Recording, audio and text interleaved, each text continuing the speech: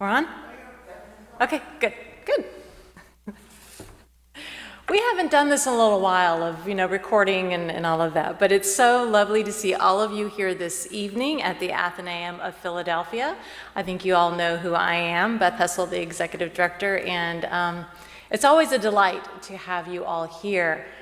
I love doing these occasional programs when we get to invite leaders of other cultural institutions in Philadelphia to hear about what these organizations are and what they are doing and where they are going in the future to continue to positively impact the health and well-being and vibrancy of our wonderful city.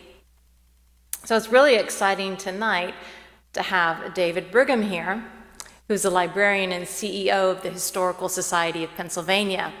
When we opened in 1847 in this building, we moved from the American Philosophical Society to here. The Athenaeum only occupied the second floor of this building, although we owned the building. We rented out the first floor to various lawyers and other business people, as well as the comptroller of the public schools of Philadelphia in the back half. The Historical Society of Pennsylvania took up half of the third floor. They were there until, I believe, 1874. So for a while, we were roommates, I guess we could say, the Athenaeum and the Historical Society of Pennsylvania. We share a long history together. So it's exciting to have David here to share with us about the wonderful history of the Historical Society and where they're going now. David Brigham came to HSP after serving for 10 years as director and then CEO of the Pennsylvania Academy of Fine Arts, and then he started at HSP in 2020. Prior to his role at PAFA, David was director of collections and exhibitions at the Worcester Art Museum and executive director at the Allentown Art Museum. He earned, and I think I just accidentally touched the screen there. Sorry for the preview. He earned his undergraduate degrees in English and accounting at the University of Connecticut and his master's and PhD in American Civilization at the University of Pennsylvania. David has organized dozens of exhibitions and written about early American art and cultural institutions, 20th century African American art, and public art. And if you have gotten to know David over the years, he is a humble and kind and gentle man and a wonderful leader and a wonderful integral part of the cultural community here in Philadelphia. So I invite all of you to join me in welcoming David Brigham to the Athenaeum of Philadelphia.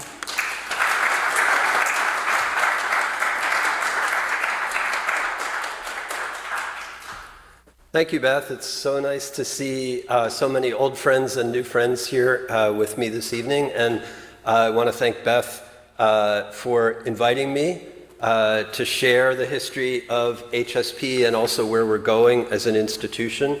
As you can see, actually, from my previous slide, we are at a momentous occasion. We turned 200 this year, so we'll be celebrating throughout the year. And one of the ways that we are recognizing that milestone anniversary is with this book, and Beth has kindly arranged for copies to be available for purchase tonight. So if that appeals to you, we'd love to have you take one home with you as a souvenir and to get to know our institution better than I can do in an hour. As Beth said, we were founded, and obviously talking about the anniversary, we were founded in 1824, and two key figures in that founding were Peter Duponceau and William Rawle. Peter Duponceau was really the driver, the person whose idea it was to create the society, and I'll talk a little bit about that in the next coming slides. And William Rawle, who is a prominent member of the Quaker community and one of the founders of the Pennsylvania Abolition Society, and involved in many civic things, including serving as a founder of the Pennsylvania Academy of the Fine Arts, talking about shared history, was the first president and chairman of the society. Duponceau was prompted to create HSP out of two things that were happening in the year leading up to our founding. One was that he was also the driver of an annual dinner established that year in honor of William Penn and his landing. Duponceau was a French immigrant, but he was also very proud of our Anglo-American history and our origins, and he was a bit jealous that the people in Massachusetts had an annual dinner to mark the anniversary of the landing at Plymouth in 1620. And he said, well, William Penn was a better person, and he had principles that aligned with our founding principles in Pennsylvania and in our nation, so he deserves a dinner. And he established one. These are two important documents that came into HSP in the 19th century. The one on the left is the first deed between William Penn and the Lenni Lenape in 1682, in which William Penn purchased 100 square miles of Bucks County. And this is one of the things that Duponceau is very proud of. Most of the colonies in the continental United States were formed by royal grant, and then the proprietors would build a fort and defend it. William Penn said, well, in addition to the land grant, I also need to purchase the land from the indigenous peoples. On the right-hand side is the original plan for the city of Philadelphia. This is a printed version that was published in 1683, and published with a brochure that was used to sell land to potential English settlers. Back to our founder, Duponceau. Also in 1824, the Marquis de Lafayette visited Philadelphia and toured the United States. We were approaching the 50th anniversary of the Declaration of Independence, and Lafayette led the French contingent of the alliance that helped us to win the American Revolution. So Lafayette came back at a time when there were just a handful of the signers of the Declaration and the signers of the Constitution still living. Jefferson and Adams were among those, and he visited both during his tour. And when he came to Philadelphia, again, Duponceau looked over his shoulder, and Lafayette had visited New York, and he was given a medal at the New York Historical Society. And he said, we really need a historical society. So those are the two reasons, I think, that were really catalysts for our establishment. These three wonderful images. On the left is an image of the Grand Central Arch, Civic Arch rather, through which there was a very long procession of dignitaries, and tens of thousands of people gathered in the streets of Philadelphia to mark this momentous occasion. The image in the center is Frank Johnson, who was the first African-American band leader in America and the first American band leader to take any band on tour of Europe. He performed at the gala ball in Lafayette's honor. And on the right-hand side is the account book, the treasurer's book, with all the expenses. And on this page is Frank Johnson getting paid for his performance, and Robert Bogle. Some of you know his descendant, Robert Bogle, who owns and publishes the Philadelphia Tribune. They're both recorded. Mr. Bogle was paid for catering the dinner. These are all documents. Everything I'm showing you tonight is from our collection of over 21 million items. So 2024 is a year when we will be honoring Mr. Duponceau, and my friend Graham Brent is here, who's orchestrating that event, if you want to hear more about Lafayette's anniversary. So upon our founding, our original counselors, that's what we call our board, established 10 areas in which they wanted to build the collection. And they did, and they formed small subcommittees of 2 and 3 people to go out in the community and find the people who held the documents or the early printed materials that would help us record those histories. Currently, we're focusing our efforts in collection building, exhibition building, partnering, programming, marketing, fundraising, everything around 5 themes. And I won't read them because I'm going to address each of them in the coming slides. As I mentioned, we have this beautiful new book that just came out at the end of 2023. We engaged 58 authors to write 100 short essays that span 1682, the William Penn deed that I showed you, to 1976. Our collection actually is much broader than that. It comes right up to the present moment, and we have early European documents that go back to the 14th century. The first theme of our 5 is called Soul of the Nation, Visual, Performing, and Literary Arts. And we've chosen an organization in the community to work with to develop an exhibition out of our collections. And this first exhibition was co-organized with the Association for Public Art, which was founded in 1872 as the Fairmount Park Art Association. If you don't know the name of the organization, you do know their work, because they're responsible for a lot of the public sculpture along Kelly Drive, in the 4 public squares that are represented on that early William Penn plan from 1683, and elsewhere throughout the city. But they chose, and we're excited that they did, to focus on the legacy of women artists, women philanthropists, and women administrators who helped to shape our public landscape. So on the left-hand side is Beatrice Fenton's Seaweed Girl, portrait photograph of the artist in her studio, and on the right-hand side, a modernist sculpture by Barbara Hepworth, which was exhibited in one of the 3 international exhibitions that happened on the plaza on the east side of the Philadelphia Museum of Art in the 1930s and 1940s. This is the exhibition opening. It just happened last week, and we had a wonderful, lovely crowd. This is exciting for us because our daily life is a little quieter than this. You know, we're mainly a research library, but we're really excited to activate our spaces. And Beth asked me to talk about our history, you know, where we are, where we're headed, but also how we're using our collections and how we're programming around them. So this is an example. And we've got 4 more of these exhibitions and openings, so please join us for the next ones if you missed the first one. We have a substantial collection of visual arts. They're mostly works on paper. We have over 300,000 drawings, prints, photographs, maps, and other graphics. We do have some oil paintings. This is a Benjamin West.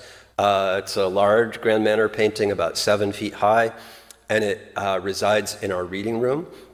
The subject is William Hamilton, who built Woodlands, where the cemetery is. That was his home, and he had an extraordinary botanical garden there. He went to London in 1785 with his niece, Anne Lyle, who is depicted here with him. She was a teenager, not yet married, when they made this trip together. And in 1810, 25 years later, Mr. Hamilton had not yet received the portrait. So he wrote to Benjamin West and said, you know, I haven't forgotten, and I'd really like to get that painting. And this is the letter back. He's writing to Robert Barclay, who is Hamilton's agent in England. And in the letter, West, who was rather courtly, says, I have not forgotten you either. And I promise that in these 25 years, I have become a better painter. And you will get a better painting than you would have gotten in 1785. And I won't charge you any more for it. Poor Anne had died, so she did not get to see the painting. And we also know where the drawing is. It's in the British Museum. So we know what the original composition was. There are some slight changes, but there are wonderful histories in our collection. We also have quite a bit of architectural history, including original drawings, another area where we overlap with the incredible collections here at the Athenaeum. On the left is one of the competition drawings for the Academy of Music in 1855. We actually have at least 3 of the submissions by different architectural firms. The winning firm was Gustav Runge and Napoleon Lebrun, a partnership of 2 immigrant artists. You can guess where they came from. And this is a transverse section through the building looking at the stage that shows both ornamental and structural features of the building. On the right is also a presentation drawing that was presented to the Art Commission. It was then called the Art Jury for the Free Library of Philadelphia. And the firm that received this commission was Horace Trumbauer. And the architect, the project architect, was Julian Abel, who you may know was the first African-American graduate of the University of Pennsylvania design school. And this is a very large drawing, and it is a drawing. It looks like it was done mechanically, but it is actually a drawing. It's a very gorgeous thing. Literary arts are also part of this category, and we had a small exhibition around Phyllis Wheatley. 1773 is the year that she published her book of poems in London. She was an enslaved woman in Boston, and the family recognized her intelligence and gave her a classical education. They also sponsored her trip to London, where she met a patron who underwrote the costs of publishing this beautiful book of poems. So on the screen here, what I'm showing you is that first edition with her portrait as the frontispiece, a letter, a very rare letter, that was written shortly upon her return from London, in which she's writing to Samuel Hopkins, an abolitionist minister in Connecticut, asking Mr. Hopkins to find homes for the 17 books that she closes with her letter.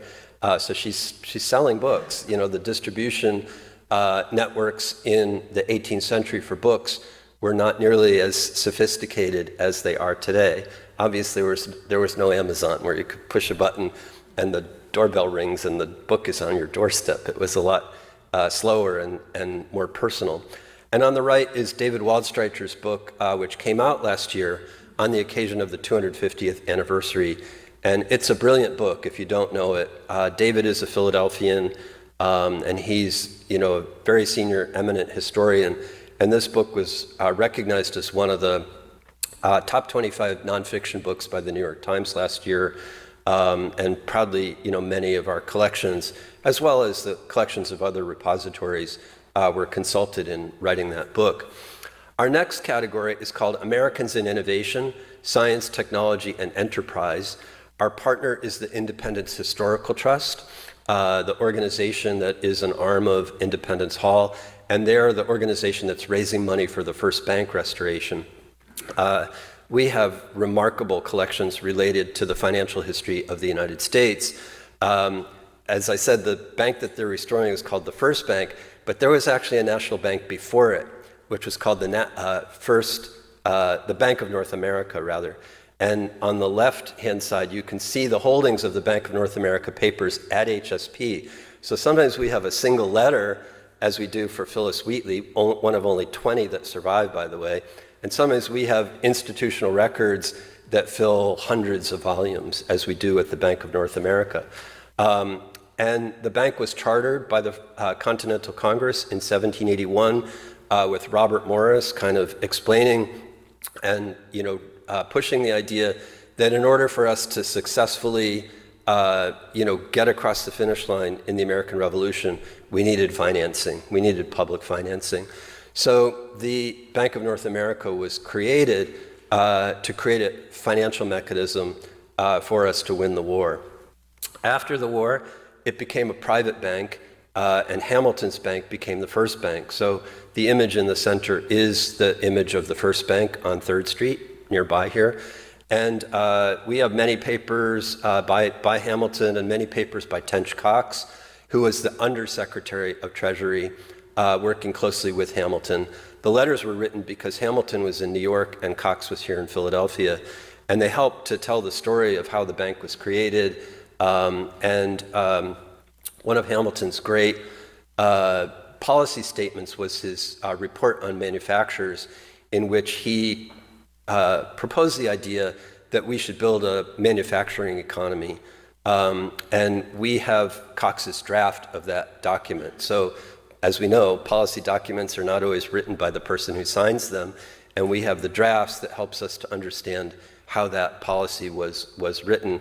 And on the right is a beautiful drawing of the second bank, again, right around the corner on Chestnut Street, where the Smithsonian, where the Independence Hall, Independence Park exhibits its portrait collection. Natural history is another part of this science and innovation category. And on the left, we have a very rare set of Mark Catesby's folio volumes of the natural history of Carolina, Florida, and the Bahama Islands. These are gorgeous books. They're this big and this thick, and there are 2 of them in the set. This was Catesby's life's work. He came to America first in 1712 with his sister, who had married the physician who was appointed to take care of the governor of Virginia and his family. He went back after 7 years of collecting and animal and plant specimens, and the scientific community in London was very excited by all these new things that he brought back that they had never seen. And they sent him back to the colonies, where he stayed for another 3 years. And then he got back to London, and he taught himself how to create etchings. He took lessons with an artist, asked that person to teach him, and for the next 20 years produced this book in sets. There were 11 installments, and people subscribed to purchase them. And he was also a correspondent of William Bartram, which takes us to the central slide. I'm sure you all know Bartram's Gardens. It was an active nursery, and we have a broadside, which is about this big, called the Catalog of American Trees, Shrubs, and Herbaceous Plants. So it's a rare glimpse into the market of what was available and what was coming from America and being sold to American and European gardens. And we also have some important papers from Charles Willson Peale's museum, including this page from his Accessions book, which at the bottom is listing a collection of birds that he has just received. One more slide on this technology theme. Many of you probably know that at Center Square, where City Hall is today, Benjamin Henry Latrobe, the architect and engineer, was commissioned to create a steam pump house. And the idea was that in the 1790s, Philadelphia was plagued by yellow fever epidemics that claimed thousands, if not tens of thousands of lives. And Latrobe was British. He was trained in Germany, and he brought the knowledge of classical architecture, which you see in that pump house, and also a knowledge of engineering and technical drawing. So this was a great marvel, which was both an engineering wonder as well as something that created a level of public health and safety that had not existed, because we now had clean drinking water and water to push away waste and make our cities more sanitary. In 1839, the first photograph was created in Paris, called the daguerreotype, after its creator. And that experiment was published in newspapers around the Western world. And the news reached Philadelphia in, I believe, September of that year. And within a couple weeks, this engineer at the United States Mint had created the first surviving photograph, which is in our collection. It's a little copper plate. It's about this big. He probably had something, like a cigar box, and this is really a pinhole camera photograph, which, he painted on a copper plate the chemicals that would react to exposure to light. And again, it's a testament to the innovative and experimental nature of our city in the modern era. On the right, we see kind of the birth of our public transportation system, and we have vast documents, photographic documents, of the building of our streetcars and elevated cars. We also have the Baldwin Locomotive Works papers, which are enormous. Again, a collection that fills a room, and they are frequently sought by industrial historians as well as labor historians and historians who are interested in, just trains. There are people who just love trains. And on the right-hand side is the Lippincott Company's manufacturing plant, and we have their papers also that help us to understand the history of publishing in the United States. They include letters back and forth with authors, many of them renowned. They published many British authors, including Oscar Wilde and Arthur Conan Doyle. In the 20th century, they were the first to publish many African-American authors, including Zora Neale Hurston's Their Eyes Were Watching God. And consequently, we have correspondence and first editions of a lot of those great authors. The next category is called Pennsylvania, Crucible of the Nation. And for this one, I'm organizing an exhibition of political cartoons. On the left-hand side, I'll just focus on this print. It's called The Repeal or the Funeral of Miss America Stamp. It's published on the occasion of the repeal of the Stamp Act, which was the first controversy that created the rallying cry, taxation without representation. Parliament has passed a tax to help pay down the debt that had been incurred in fighting the French and Indian War.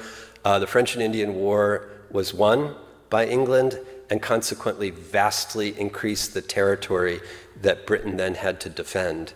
So Britain said, okay, we're making you safer, we're making you more prosperous, you need to help us pay these costs. And the Americans said, no, we have not elected you, you have no authority to pass taxes, and we're not paying this tax. And they went back and forth like that. And Ben Franklin was our representative in London. He was not, he had no elected position, but he was our advocate.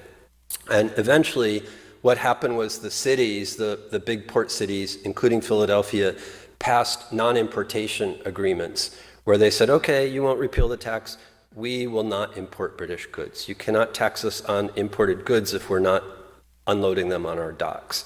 And this proved to be very effective. And in a year, it's estimated by historians that British merchants lost about 2 million British sterling pounds in business. And the government obviously did not collect the taxes that they expected. There were still a lot of debates, but the tax was repealed. And this is a funeral procession of all the advocates for the tax, mourning the loss. And the fourth one in is holding a casket, and the casket contains this infant called Miss America stamp, the law, the tax. And then in the background, the warehouses are opening up, and they list this, the big port cities of England, Manchester and Liverpool, et cetera, so that commerce is waking up. And over on the right, another detail that I love is a crate that says statue of William Pitt, who was the Whig politician who led the repeal of the tax. Also in this category of Crucible of the Nation, which is really about the idea that, New York and Boston have done a very good job of branding themselves as the birthplace of America, but we all know what happened here, right?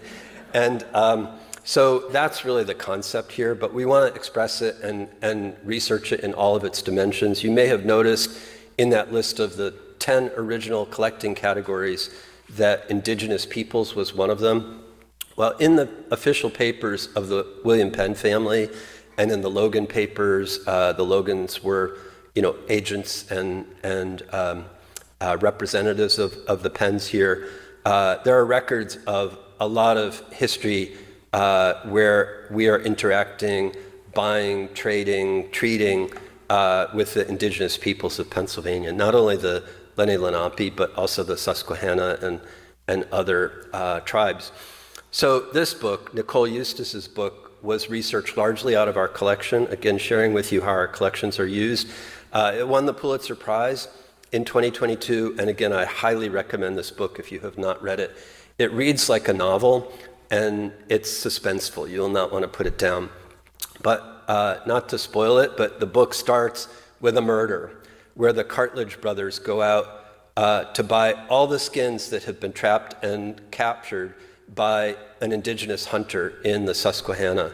And they get into an argument, and they bash his skull in with the butt end of one of their rifles. And there are witnesses. So a whole legal process goes into effect. Well, you can see 3 years later, Edmund Cartledge is buying land from a Lenape, which is the document on the left-hand side. And you can see that he signs his name with a fox drawing, which Nicole uses as one of the images on the cover of her book. Again, a fascinating tale, and one that really helps us to understand what a lot of us are trying to grapple with is what are our origins in relation to the native peoples of America. Back to the Stamp Act, the document on the left is that non-importation agreement from 1765. This is also in our collection, and it has about 300 original signatures of famous names like Wharton and Biddle and Chew, but also names that you've never heard of. And there are at least 6 women who signed this document. They were shopkeepers, 2 sisters, Eliza and Lydia Hyde, for example. and Elizabeth Pascal signed this page. My favorite signature on this page is John Hughes, who was the tax collector in Philadelphia, who was supposed to collect these taxes. And we have his papers at HSP. And on the right is an anonymous pamphlet. We know now that it was published by Josiah Tucker, and it's called A Letter from a Merchant in London to His Nephew in North America. To us and to Americans in the 18th century, it sounded very condescending. And Josiah Tucker was explaining to his cousin that this tax is good for you, and you really should pay it, and be good British citizens. And the markings, the annotations in the margins are Franklin's, and he's debating with the writer. And both the protest, the petition, and the Franklin book and his comments are in our collection at HSP. We also have this remarkable document. It's the first printing of the Declaration of Independence. This was editioned. Obviously, they wanted this to get out there. It's a broadside. It's pretty large. But this is the only printer's proof. And a printer's proof is the copy that the author reads just before it goes to press, before it's editioned. So we think this was Jefferson's own copy. And it's marked up. That little piece that I pulled to the side says that all men are created equal, and it's in quotation marks. Well, the quotation marks don't belong there. Jefferson used to mark up his speeches that way. If I'm giving a talk like this and I'm working from a text, I might use a highlighter or bold or shift of fonts or something when I know I want to emphasize something. Jefferson used quotation marks. So all the text is right. We're surmising now that Jefferson received this back from John Dunlap. He said, "John, you got it right. Just take out those quotation marks and run the presses." And that's what happened. This is a fragment. You can see along the bottom that it's broken. It was probably folded and put in a drawer. And the pieces at the bottom half of the document do not survive. But the first part does, and it's the part with the soaring language. The end of the document consists of all the grievances, all the reasons why we need to declare our independence. Moving to 1787, we also have the original drafts of the United States Constitution. There were 55 delegates, and the history books tell us that Madison is the architect of the Constitution, but James Wilson was also a very important figure. James Wilson was Scottish-born, Scottish-educated, came to America as a young attorney, having been educated at Glasgow and Edinburgh and St. Andrews. And he became an apprentice in the office of John Dickinson, who wrote the Articles of Confederation, the first unsuccessful attempt to create a constitution in 1776. We have those drafts as well. But in this page that I've photographed for you, the preamble begins on the right-hand side. And instead of "we the people of the United States," it begins "we the people of the states of New Hampshire, Massachusetts, Rhode Island." It lists all the 13 original states, sort of repeating the error of the Articles of Confederation. One of the major points of the 1787 convention was to create a stronger central government. And as we know, the federalist, anti-federalist argument was really central. How much authority are we going to give to the United States, and how much are we going to relinquish from states' rights? And we're still fighting these battles, but it's embedded right in this draft in the summer of 1787. We have the first manuscript draft, the second manuscript draft, the manuscript amendments that were discussed, debated, and also the first printing, the second printing, first printer's proof, second printer's proof, and official printing. It's a remarkable collection of constitutional documents. The formation of our nation, the story is ongoing, as we know, and the theme of Crucible of the Nation is also how we're striving and hopefully becoming a more inclusive nation. So we have, as I mentioned, the papers of the Pennsylvania Abolition Society. We also have William Still's diary, which he called Journal C, which tantalizingly suggests that there was an A and a B that don't seem to have survived. Perhaps they'll be discovered one day. This diary covers the year 1852 to 1857. William Still is the man in the upper right corner. He was a free black man. He was a coal merchant. He lived on 12th Street, about a block from HSP. And he was the hub of the Underground Railroad in the middle of the 19th century. So if a person was escaping from slavery and they were working through the network, they were told to go to his house. And in this diary, he records their names, the names that they were given by their enslaver, and the name that they chose for themselves.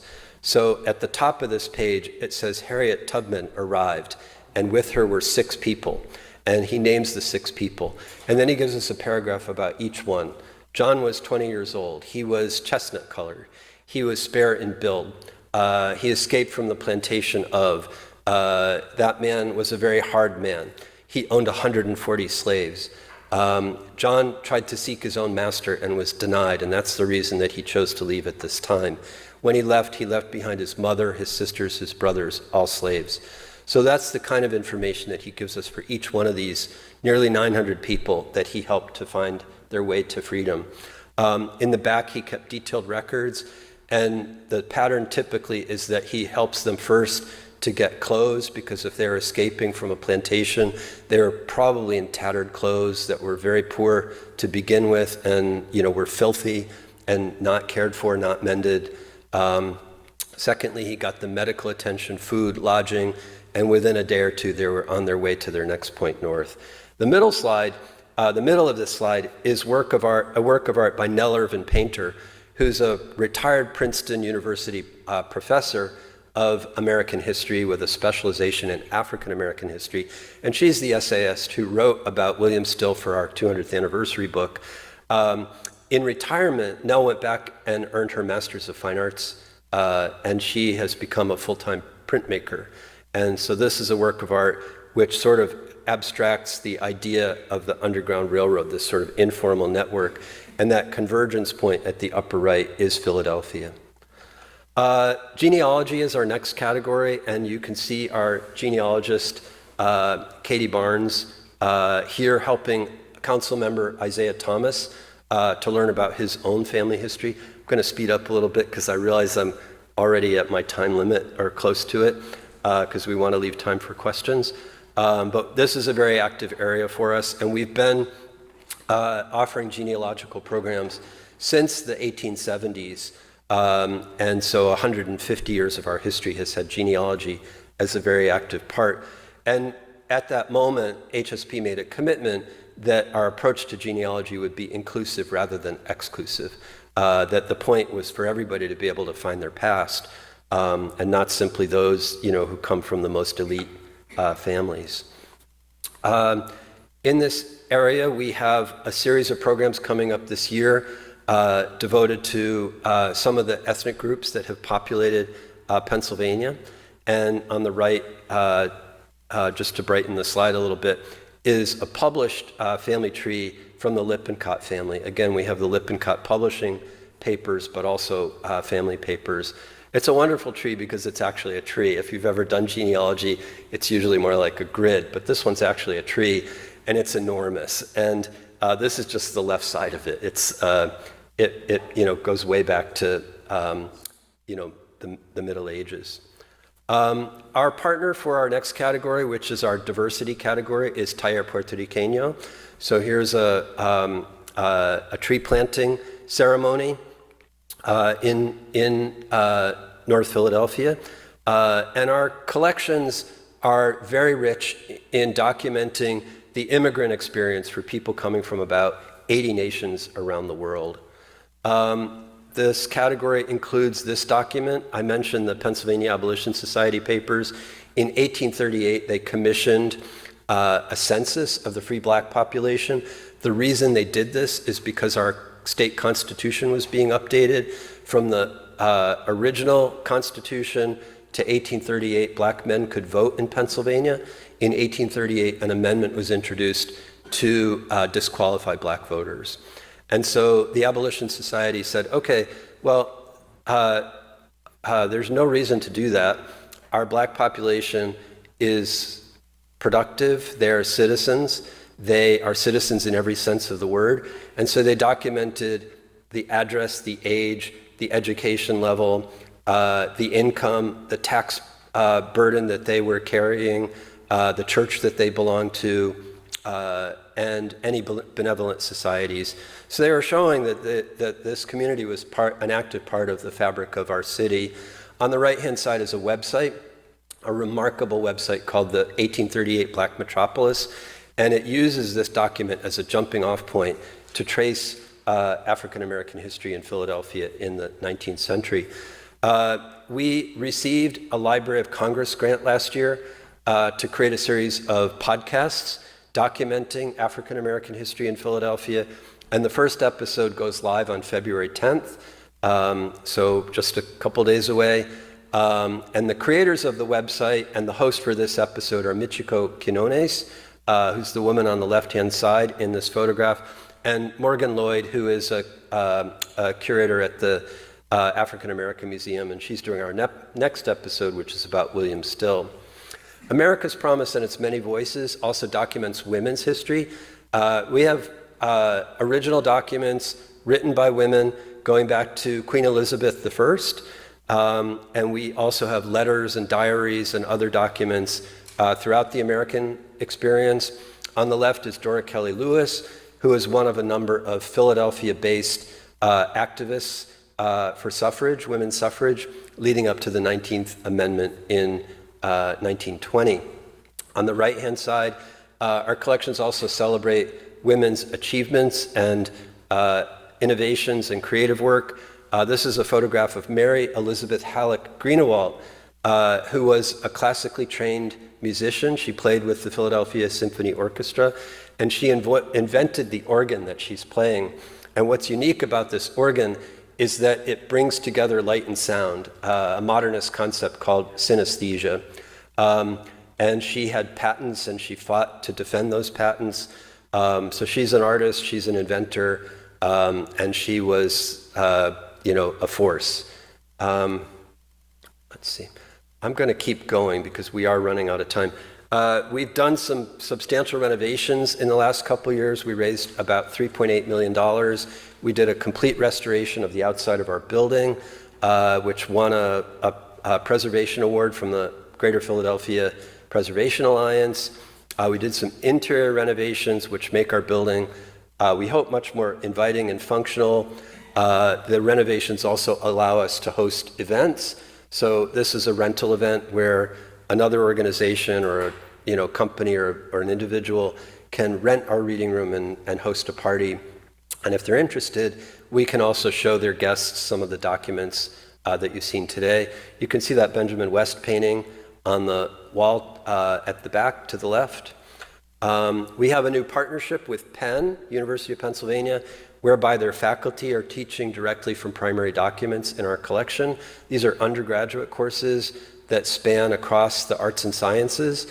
It's a very exciting relationship, and they're also helping us out in many ways, including in strengthening our technical capabilities in managing our collections through databases and other technologies. We are very active in the education space. Last summer, we hosted a teacher institute called Becoming US, Teaching Immigration Through Primary Documents. We were funded by the National Endowment for the Humanities, which is a very highly competitive grant. We had 85 applications for 30 seats, and you can see the teachers here poring over original documents and creating a sense of community. These teachers were from Philadelphia, Seattle, Texas, and every place in between, and they got to know one another. Not surprisingly, we can't pick up the newspaper or go online and not hear about immigration right now.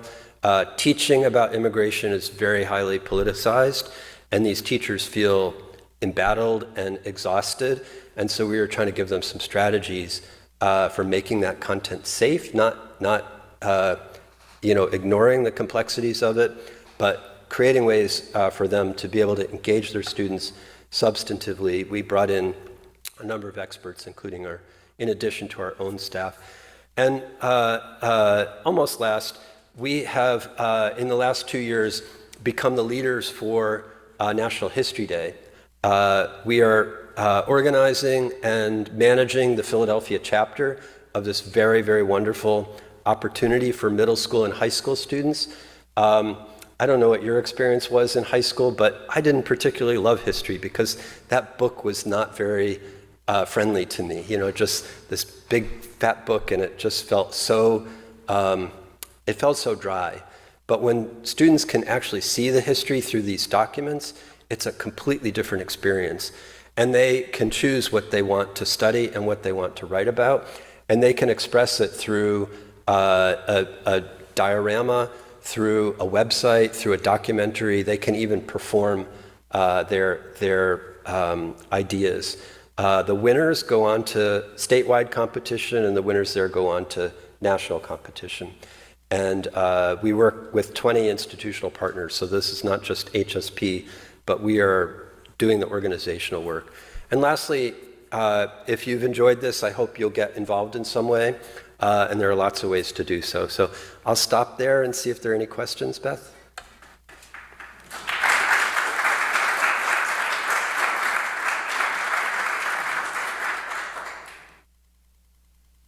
Yes, please. Where are your exhibitions held? So Getting into your building is a little bit for me job. okay, so where are the exhibitions held? We are at 13th and Locust Street in a big Georgian Revival building, that red brick building that I showed in the preservation slide. We are open 4 days a week to the public, and you simply come to the front door and say, I'd like to see the exhibition. It's free, there's no charge to see the exhibition.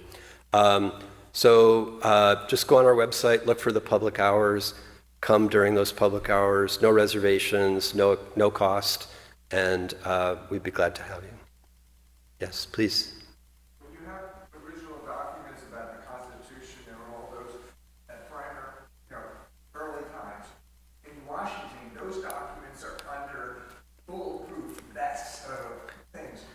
Do you have comparable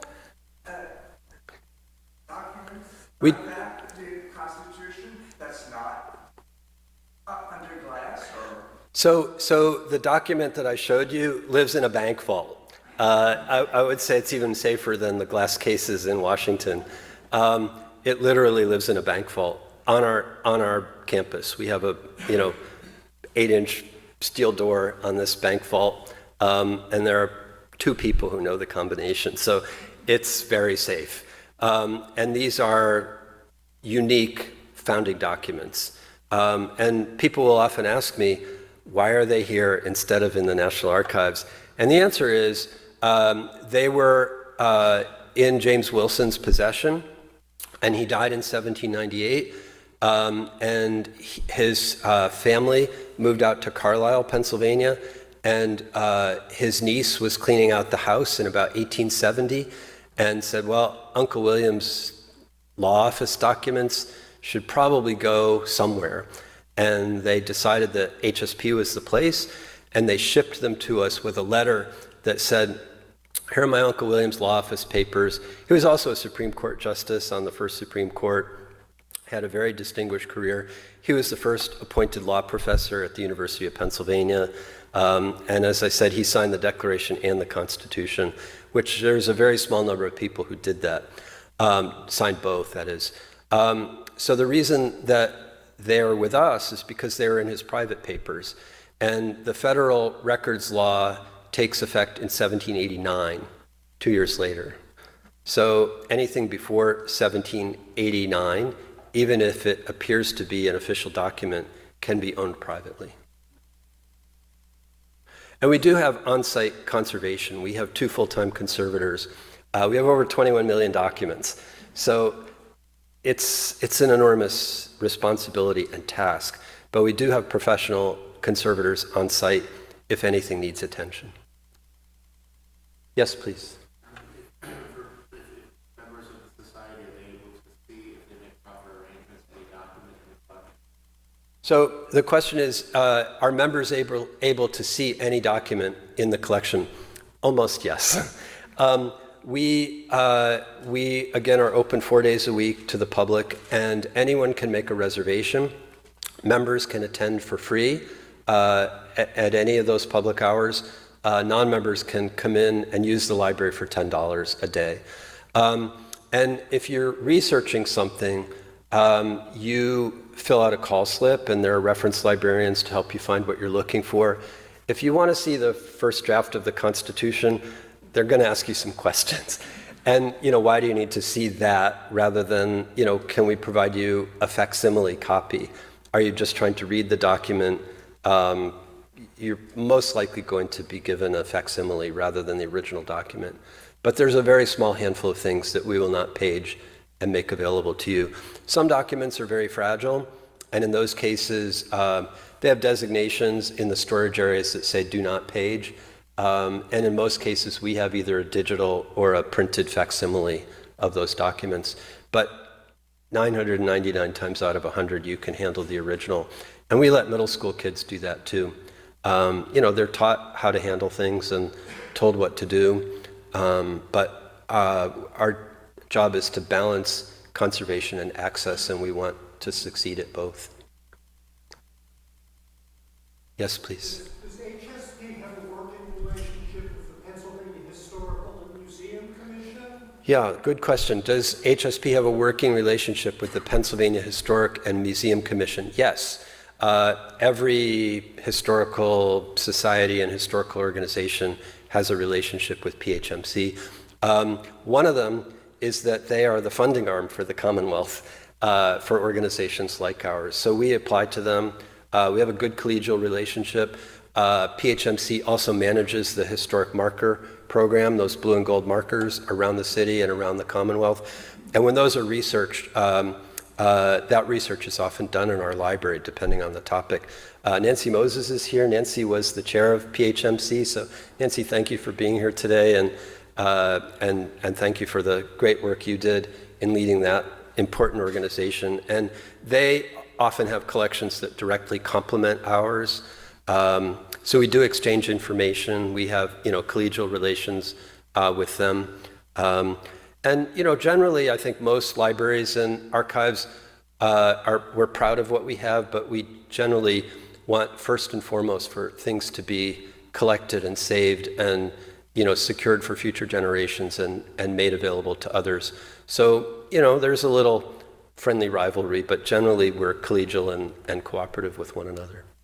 Yes, please. You mentioned earlier in your presentation, and thank you, that the society's involved in sculptures, along specifically Kelly Drive. Yes. There's one in particular that's inaccessible, and that's a Remington that sits high up on the hill. It's been sitting there that nobody can take advantage of. You can't approach it. You can't take pictures of it. Have there been any thoughts of bringing it down to street level? That's a good question. Has anyone thought about bringing the Remington down to the street? And Won't be, because Remington came here and picked out that spot. so we don't have a voice in that decision, but we do have the documents that tell about the commission. So that Beatrice Fenton sculpture that I showed, Seaweed Girl, was out in Fairmount Park. At some point, the leaders of the Fairmount Park Art Association thought that the figure needed some company, so they asked her to come back and expand the composition, and she came back with 2 small schools of fish to flank Seaweed Girl on the right and the left. And then a scientist looked at the composition and said, those are not scientifically correct. And there was actually a debate, and they said, well, they're works of art, they're not, natural history specimens, so let Beatrice make her fish. And so she made the fish, and they were added. And then one morning, someone was, surveying the sculpture, and the fish had been stolen. Someone took them and probably melted them down for scrap value. So Seaweed Girl got moved to a better location where she would have more traffic and could be better observed. So all those stories are embedded in this collection. In fact, Peter Crimmins, one of our arts journalists at HYY, did a story about this exhibition, and you can find it on HYY's website, that tells that very story about the iterations of that sculpture. So the answer is we don't control where the sculptures go, but we do preserve the documents that tell how they got there and how they might have been altered over time. Sometimes they do get moved, not the Remington, but the Beatrice Fenton, yes. Others? Yes, Peggy. David, I am so glad to hear that the Wilson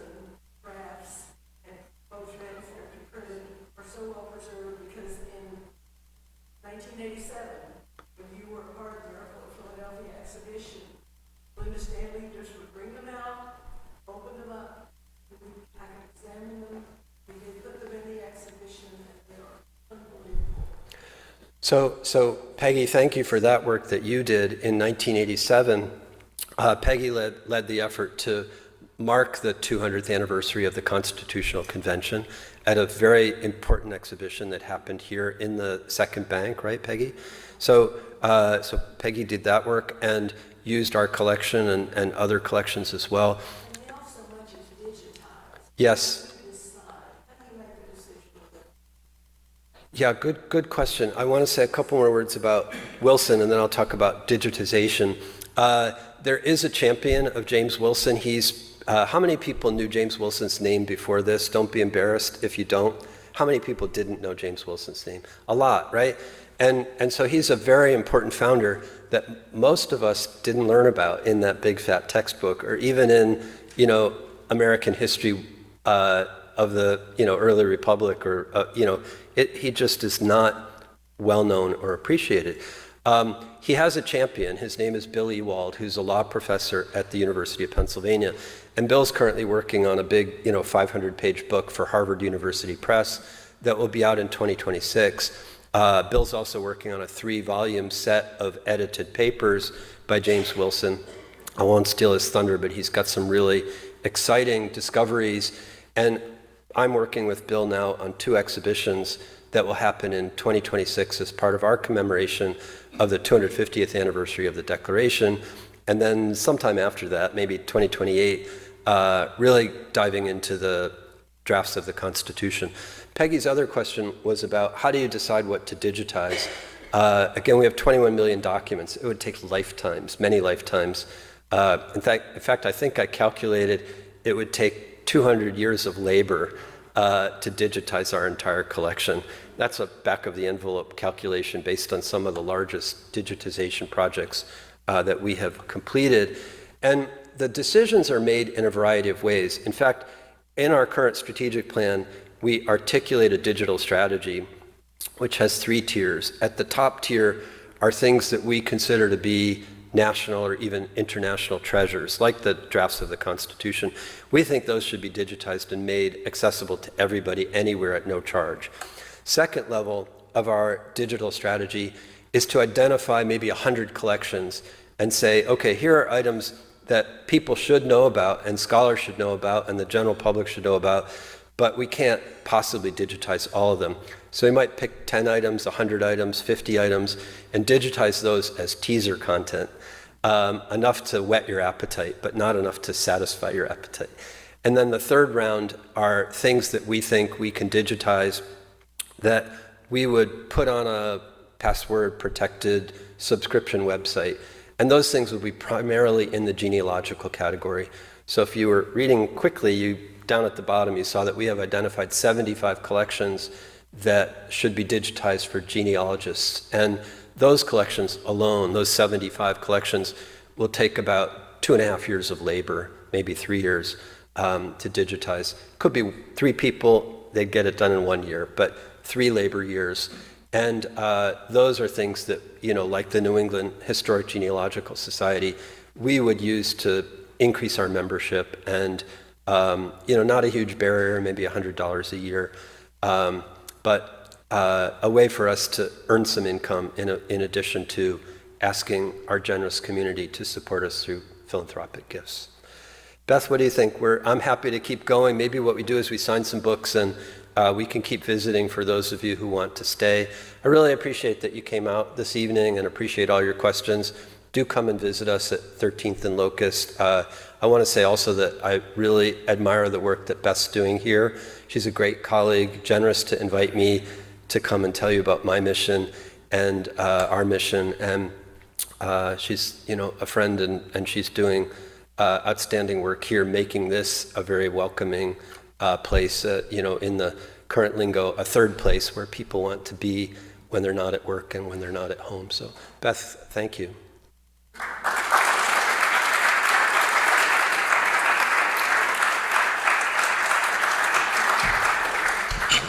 Just to remind you, books are for sale over here with HSP, and Head House Books are selling them, and David will sign. If you want to chat with David, he'll be right here.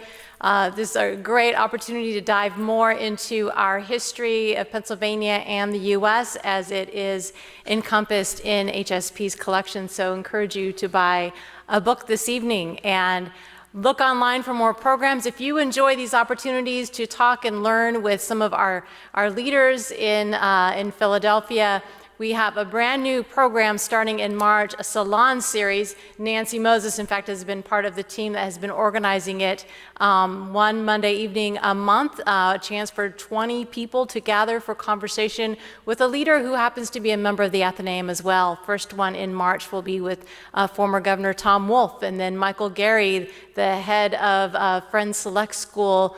And finally, we'll end with Paul Steinke and Matt Rader, all talking about Philadelphia and their visions for a good society in Philadelphia in conversation with 20 people around a table. So look out for that. I think it's on our website if you want to register for that or other programs that we have coming up. Thank you for coming this evening. And Beth, we have a copy of the book for the Athenaeum to add to its collection tonight as well. So you can check one out, but buy yourself a copy as well.